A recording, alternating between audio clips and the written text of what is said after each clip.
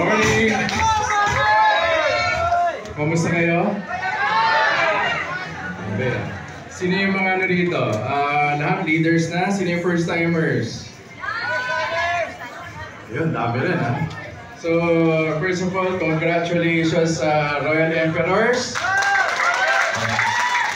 And happy 6th year anniversary, no? Royal Emperors. Palakpan natin mga sarili niya. Happy 6 years na pala, no?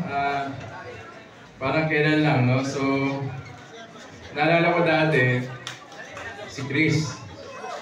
Dati ano pa yan? Tatanong yan, paano lalaki grupo ko? Ano yan, matanong yan eh. Diba? Paano ko magiging Scorpions? Paano ko magiging Persians? Diba? Pero yan, mag-asawa na yan, pati si Delmar, palakpakan natin. Diba? Sila ang dahilan kung bakit nandito kayo lahat. Diba?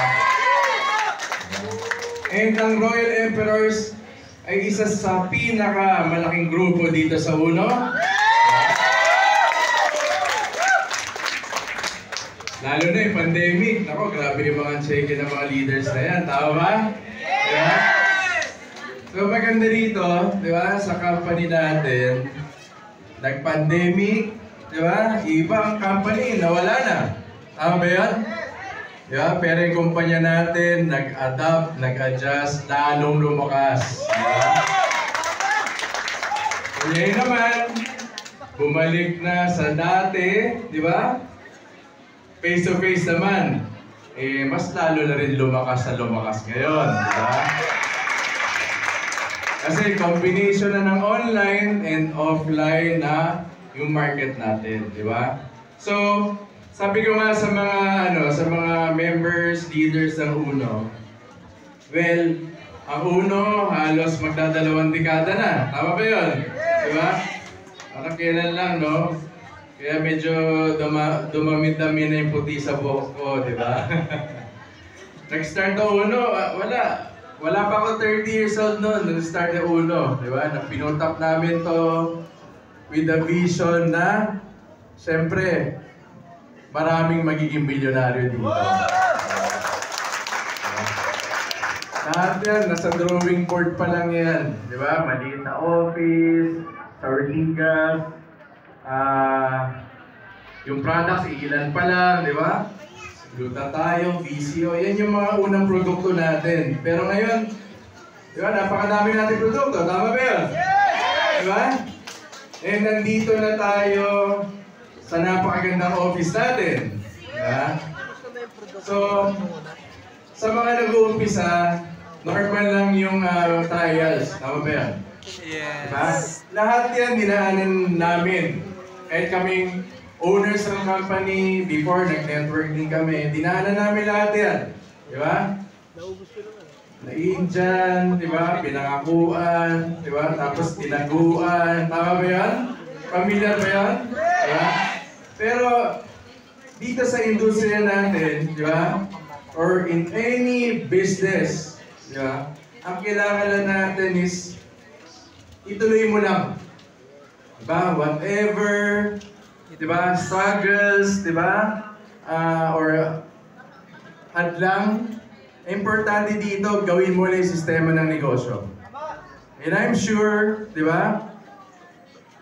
Sa panahon, diba? Di natin alam, buwan, taon, pero sigurado ko, nung inabot ng mga top earners, aabutin nyo rin lahat yan. And yun yung naging story ng lahat. Diba? Yung mga tumigil, yun yung malaking problema. Diba? Pag tumigil na, wala na yung opportunity. Diba? Pero yung mga tumuloy, diba? Tulad ng mga top earners, ng mga uplines ninyo, yung mga posters sa labas ng mga tao na yan, yan yung mga nagpursige at tinuloy yung negosyo. Kaya kung saan man sila ngayon, dahil tinuloy nila yung negosyo. Tama ba yun? And yung UNO, di ba? Di ba kaka-launch na natin ng bagong produkto. Di ba? Lahat pa rito nakatry na ng wheatgrass. Yes! Masarap ba? Diba? So, Yan yung mga maganda dito sa company natin, may innovation. Diba? Hindi tayo tumitigil kahit malakas na tayo. Kaya tayo, siyempre, diba? Kaya tayo ang leading company, no? Siyempre, isa sa pinakamalakas sa kumpanya yung ulo. Yan sa lagi ko nga sinasabi. Pag sinabi networking, di ba? Uno yan. Tama ba yan? Yes. Diba? Kapag isa tayo sa pioneer na local company na talagang napakalakas na kumalat sa buong mundo. Eh, hindi tayo tumitigil, di ba? Siyempre, kami, board of directors, maaaring hindi nyo kami masyado nakikita dito. Pero, kumbaga, sabi nga yung back-end ng company, di ba? Yung management, talagang asikaso naman talaga. Tama ba yan? No? Sige, tuloy nyo lang yan. Yan yung pinaka-importante, no? Yung back-end support. Di ba? Siyempre, yan yung mga hindi natin nakikita. Tama ba yan? Di ba? Accounting department, marketing department, tama? HR department. So, ibig sabihin, dyan mo makikita yung stability ng kumpanya. Tama ba yan? Hindi yung puro poweran lang. Di ba? Pero after 2 years, mawawala na yung kumpanya. Kasi, di ba, hindi siya nakaprepare, di ba, so kung ano man harapin ang mga problema. Tama ba yan? Kaya tayo tumagal ng halos 2 dekada na. Di ba? So mas marami pa tayong marami pa tayong innovation na gagawin dito. Di ba? So ngayon, bukas, di ba? Ano meron bukas? Di ba? Linggo. Marami pupunta dito Pero wag na natin pakialaman yung mga yan, problema na nila yun. Tama? Basta tayo, di ba? Hindi tayo mumurakot. Di ba? Basta tayo, magninegosyo tayo na maral. Yes. Tama yan? So, ano bang problema nila? Bahala sila sa buhay nila. Diba? Pero, pwede sumuporta, pwede hindi. Kasi dito naman, balanse lang naman yung uno. Tama ba yan? Basta tayo nakakatulong tayo sa ekonomiya ng Pilipinas. Yes. Palampakan natin mga sarili natin. Diba? And masarap kasusin yung pinaghirapan. Yes. Tama ba yan? Tama po. Diba?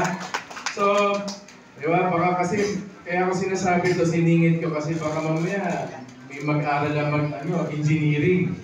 Di ba? Kasi pag engineering, magiging bilyonaryo. Diba? O yung iba, magpupolitiko na. Di ba? Ako, may dami nakabarong dito para congressman. Diba? Baka ano tayo, baka, diba? Mr. Chair. Maka-contempt tayo. Kaya anyways, di ba? Ano lang.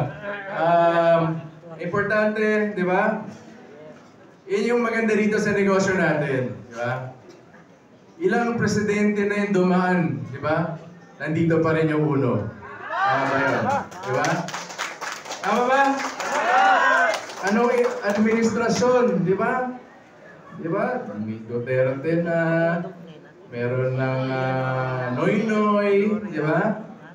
Sino pa ba? Arroyo, inabot na di ba? Di ba? Nawala na sila lahat, di ba? Ano-ano na nangyari sa buhay nila, pero nandito pa rin tayo. And kahit sa 2028, sigurado nandito pa rin tayo. Kung sino man yan, na maging presidente, bahala rin ulit sila sa buhay nila.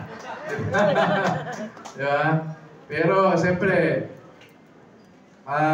pipiliin na natin, siyempre, yung talagang, diba, karapat-dapat. Diba? Para naman, diba, masaya tayo rito sa uno, ibang industriya, malungkot naman, diba? Hindi rin maganda yon. Tama ba yan? So dapat maganda lahat para masaya lahat, di ba? Masaya ang Pilipinas. Palakpakan natin mga sarili natin. Yeah. So, dun tayo, no? Balik tayo sa negosyo natin, di ba? Sa mga baguhan dito, di ba? Yung mga baguhan. Sino yung mga bago dito? Ayan. Sino yung mga 2 months na? Diba? 3 months, 6 months, 1 year. Diba? 2 years. Diba? So, ang sikreto rin naman sa negosyo to, diba? Kung medyo natatagalan yung resulta ninyo, i-check ninyo yung ginagawa ninyo. Diba? Kaya yung mga may trainings na, diba? Diba? May mga body and soul. Diba? Kailangan matintayin yan. Diba? Mahaba yung training, pero sulit na sulit. Diba? Kasi yung mga trainings na yan, yan yung ano yan yung nagpapa-shorten nung, kumbaga shortcut, diba? Doon sa success natin. Kasi, hindi na tayo magta-trial and error. Diba? Kumbaga, napaka-importante yan, no? Kahit ako nagsisimula ako mag-network marketing, lahat yan inatin ako, kahit mga products inatin ako yan. Kasi kailangan alam natin yung negosyo natin. Tama ba yan? Hindi lang puro, di ba? Puro pag kumalakpak, hindi makikipalakpak na ako, puro power na lang. Tama? Pero pag tinanong ka ng kausap mo, di ba? Hindi mo alam masasabihin mo. Tama ba yan? So dapat i-develop natin skills natin, di ba? Sa training, di ba? Parang sinasharpen natin skills natin. Tama? Yun yung pinaka-importante puhunan natin sa negosyo natin, lalo na sa network marketing. Kasi sales to, di ba? Marami tayong kinakausap. Tama? Marami rejection. Ha? Maraming hindi na rejection, di ba? Pahihinain pa yung loob mo. Di ba? Nireject ka na, tapos sabi, wala ka naman magawa sa buhay mo, nag-networking ka na naman. Diba? So, kailangan dito, bukod sa skills, matibay ang loob mo. Di ba? Sa kahit ano negosyo naman. Tama ba yun? Di ba? Kahit sa employment, kahit sa traditional business, kailangan matibay ang loob mo. Pero maganda dito sa ganitong klaseng business, kumbaga, equal lahat. No? Yung walang nauna, walang nahuli. Tama ba yun? Diba? So yung mga nahuli, pwede maging top 1. Di ba? Ganun. Ano yan eh? Kung yung ranking natin, nagugulat na, di ba? Last time, sino yung nag-top 1? Tama? Biglang taga Cebu. Tama ba yun? So, lahat dito, pag nag-exert ka ng effort dito, di ba? Lumaki yung grupo mo, talagang pwede ka dito mag-top 10, mag-top 5, and even top 1. So, huwag natin isipin na yung mga tatawagin dito mamaya, i-awardan, na isipin natin, hindi, nauna na sila. Di ba? Maling mentality yun. Ako, ganito na lang, okay na ako sa 5,000 a week, 10,000 a week. Mali yun. Dapat i-goal natin lagi yung makamaya ka dito, di ba? Ma-award lang ka dito sa stage. Yes. Okay ba yun? Okay. And lalo na, di ba? Ma-award lang tayo official na event ng ulo. Yun yung mas malaki. Yeah. So, i-goal natin lagi, di ba? Tatandaan natin yan. Huwag tayo maging, hindi, pwede na to. Hindi, okay na to. Tama ba yan? Di ba? Maging goal getter tayo. Para, hindi lang para sa inyo, para sa pamilya ninyo. And para sa future, kung wala ka pang anak, o sa mga anak mo, yun dapat i-secure mo yung future nila. Tama ba yan? Diba? Matulungan niyo yung family ninyo, and sumaya yung paligid ninyo. Yun yung pinaka-importante. Tama?